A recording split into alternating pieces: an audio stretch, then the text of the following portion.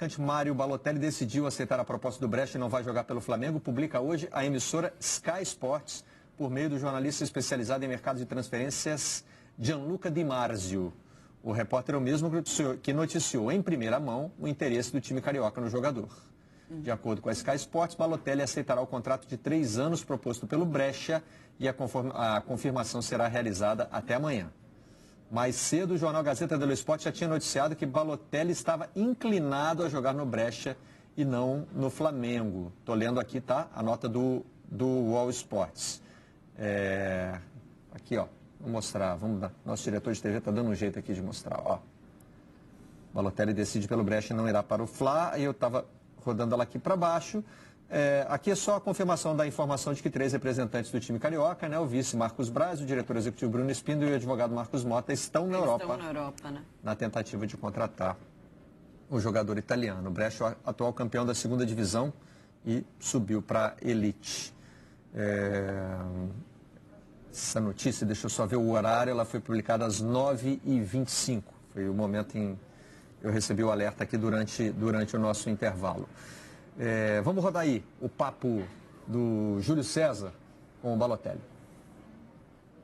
Ele te ligou para falar assim, ó, como é que é o Flamengo aí? Perguntou. E aí eu falei só coisas boas, né? Seria bacana ver o Balotelli aí vestindo a camisa do Mengão. Quando ele te ligou... Não é baú, cara. Eu não venho. Flamengo, como é? É boa? Eu falei, Mário... Mas tu veio para... O que tu falou? Aí eu falei, mas você vem. Aí eu já cheguei firme, né? Meu time, porra. Tem que vir para... Rio de Janeiro é problemático, né? Moleque solteiro.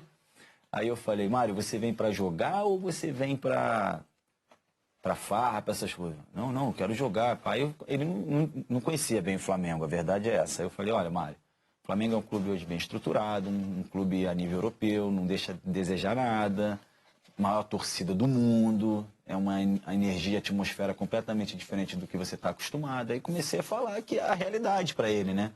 Eu acho que ele ficou empolgado, né? E aí vamos ver, tomara que dê certo. Agora tem que chegar num denominador ali que seja bom para os dois, né? Vamos ver. Parecia que estava chegando, agora o noticiário começa a apontar em outra direção, né? São notícias vindas da Itália e republicadas aqui pelo UOL.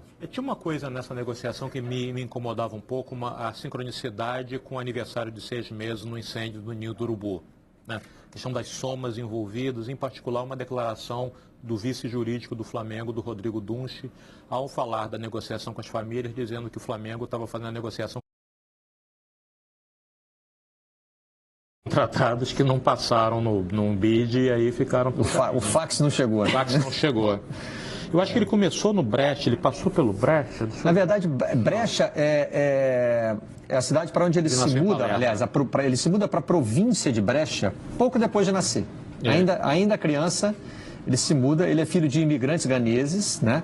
Balotelli é o nome da família italiana que o adota. Em Palermo, ele é nascido em Palermo, ele é nascido em território italiano, ele não imigrou com os pais. Nasce em Palermo e com pouco tempo de vida, não sei precisar, eu fiz essa pesquisa ontem, mas não me lembro exatamente com que idade, ele se muda para a província de Brescia. Então, assim, também acho que tem o apelo aí de ser meio que a casa dele, né? Eu estava vendo que o primeiro clube dele é o Lumezzane, que é na província de Brescia. Então, talvez tenha também esse apelo de voltar para casa, de jogar em casa, de ter alguma ligação com o local, né? E eu acho que essa coisa da seleção também deve pesar, talvez até por esse medo do incerto do Flamengo, né? O que será, o que vai ser no Rio de Janeiro, o que vai ser da minha vida no Flamengo, talvez seja uma escolha mais segura estar ali perto da Itália, numa província que ele conhece, exatamente, num lugar mais pacato, onde tenham menos tentações, vamos dizer assim. Ninguém conhece melhor o Balotelli do que o Balotelli. Do que o Balotelli, exatamente. Agora, claro que se acontecer isso, né? Se o Balotelli escolheu o Brescia, um time que acaba de subir da Série B em vez do Flamengo, os rivais vão começar a botar aquela pilha estilo Drogba no Corinthians e Anelka no Atlético Mineiro, né? Vai ter muito isso. Mas terá sido uma escolha pelo campeonato italiano, né? Exatamente. Por um clube menor, mas dentro de uma liga que ainda é uma das principais ligas da Europa. Quem nunca fez uma negociação que não deu certo, né? Todo mundo, qualquer clube da Série A já passou por um momento desse, assim, sonhou alguma coisa. Eu me lembro de manchetes aqui mais antigas, Jornal dos Esportes, aquela jornal cor-de-rosa. Ah, isso era um clássico. Clássico dos anos 70, era assim. Zidane no Gávea, Riquelme no Botafogo. Tem uma sequência que a gente brinca muito com ela, que é assim, num dia saiu na capa do Jornal dos Esportes, Vasco quer Cruyff. Aí no dia seguinte era Cruyff pede alto e Vasco vai de Alcir. É uma... De um dia para o outro tinha um sonho e a volta é a realidade local, né, do jogador. Parece uma coisa muito fora da realidade e a gente louva merecidamente quando a gente repatria um Daniel Alves, ou traz um Juan Fran, ou repatria, ou traz o Seedorf, ou traz o Ronaldo, Fenômeno. Mas houve um momento no passado remoto onde a diferença de grana entre o futebol brasileiro e o futebol europeu não era tão dramática. Depois da Copa de 58, o Botafogo negocia com Gilles Fontaine, que tinha sido o artilheiro da Copa pela França. Ele falava isso, olha, o Botafogo negociou porque a diferença salarial não era tão grande, mas hoje em dia não dá para concorrer com isso. Bom, vai ter pilha, né? Torcedor adversário não vai deixar passar, assim como se ainda der certo, se essa notícia não se confirmar, e se o Balotelli fechar com o Flamengo, vai ter a pilha do torcedor do Flamengo que vai deitar e rolar em cima dessa contratação, né? Mas cautela nunca faz mal a ninguém. É a principal movimentação do mercado do futebol brasileiro nesse momento, um mercado que nessa janela foi, né? Poxa, teve a volta do Daniel Alves. O próprio Flamengo trouxe Rafinha, Felipe Luiz. Eu acho que a gente está num momento de transição, né, interessante de mercado, que antes surgiam essas notícias e falava, cara, qual a chance disso efetivamente acontecer? E hoje a gente está nessa transição de que assim, cara, será? Aparece Balotelli no Flamengo, você fala... Será que isso aí vai acontecer? Aí parece que tá quase. Aí agora, enfim, não sabemos o que você vai fechar, se não vai fechar. Tem uma contratação que eu acho particularmente interessante, que é o Juan Fran.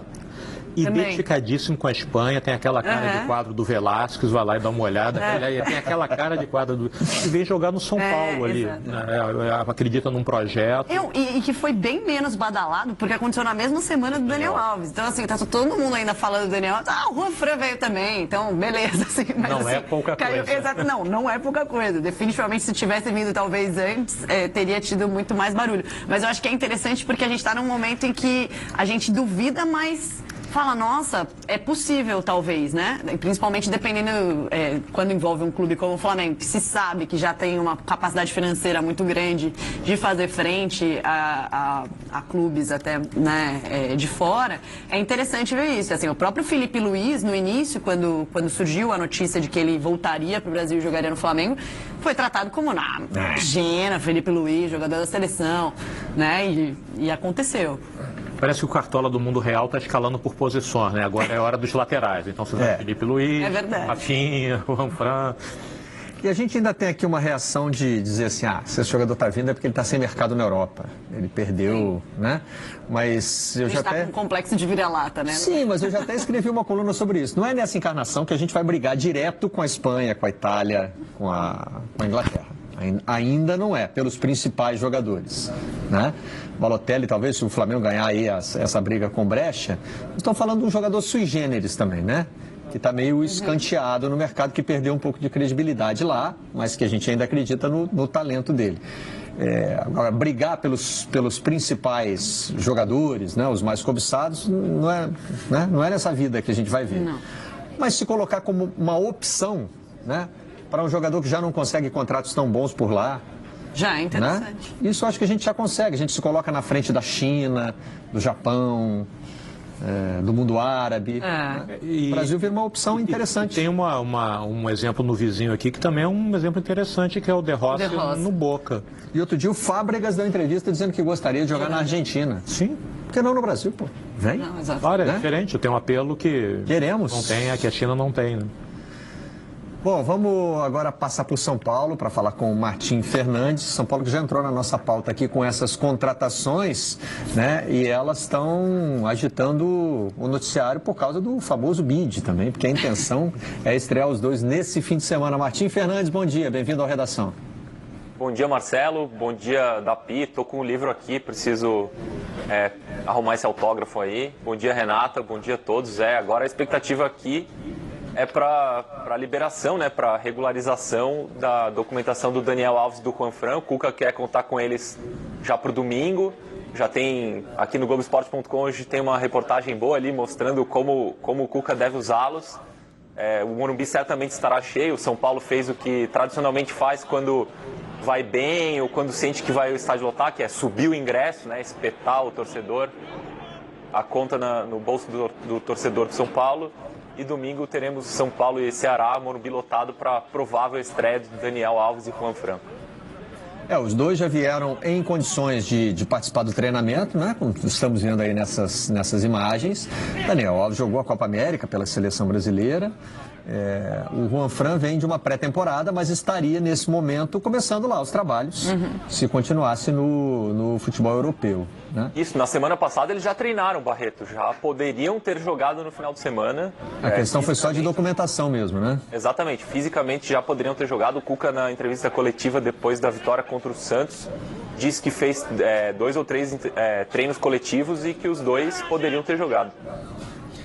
E nós conseguimos fazer algumas imagens aí do treino com bola rolando. Isso não tem sido muito comum, né, Martim? E deu para observar também como é que o Cuca pretende, como você já disse aí que está na reportagem do Globoesporte.com, como é que o Cuca pretende utilizar. Nós fizemos um campinho aqui. Na verdade, o Cuca ainda tem dúvidas, né? Se o Juanfran seria mesmo o lateral direito no lugar do Igor Vinícius, que vem fazendo boas atuações, né? Tem chamado a atenção. Domingo, parou o Soteldo, foi bem. Bruno Alves, Anderson Martins e Reinaldo completando a defesa, e aí teríamos um triângulo assim no meio do campo, com Luan e Tietê em posições mais defensivas e o Daniel mais solto para jogar com os 3 da frente ali, Pato, Antony e Raniel. A gente inverteu o Antony com o Raniel, né? O Raniel é centralizado. Isso. E o Antony joga aqui. Na verdade, a gente fez um... O Pato joga na esquerda e o Antony na direita. Né? Mas também seria Pato pela esquerda, Antony pela direita e o Raniel ali no meio, né, Martim? Exatamente, isso. E o Daniel Alves atrás deles. O Cuca deu essa sorte, entre aspas, que o Hernanes está machucado, né? O Hernanes é um titular do São Paulo. Então, sem o Hernanes fica fácil, assim, fica confortável colocar o Daniel Alves por ali. Eu imaginei que talvez ele pudesse jogar no lugar do Antony até, aberto pela direita, um pouco mais atrás, não tão adiantado, não tanto como atacante, mas mais como um meia pelo lado direito. Mas sem o Hernanes, é quase natural a entrada do Daniel Alves ali pelo meio como armador. E acho que tem o Lisiero, que tá voltando, né? Já tá treinando normalmente, talvez. Eu não sei se vai ser titular, mas assim, era um jogador titular do São Paulo, muito importante para essa saída de bola, né? Ali no... E para dar mais qualidade de passe no meio-campo, né? Que é uma das coisas que o São Paulo vinha sentindo falta ao longo desses meses, né? Mesmo com o Cuca, apesar de ter feito um bom jogo contra o Santos, né? Nos outros jogos sentia muita falta dessa conexão no meio-campo, da saída de bola, da defesa para o ataque, sentia muito buracos ali. Eu acho que o Lisiero é um jogador que estava fazendo falta. Eu acredito que vai voltar, não sei se vai ser titular, mas acho que é bem possível que entre, talvez no lugar do Luan, provavelmente, porque o Cuca sempre mantém o Tietê, né? Então acho que também é um ganho interessante ver o Lisiero atuando pelo meio também, para dar qualidade a esse passe, para chegar a bola melhor para o Daniel Alves, que talvez, provavelmente será o responsável por armação de jogadas do São Paulo. Acho que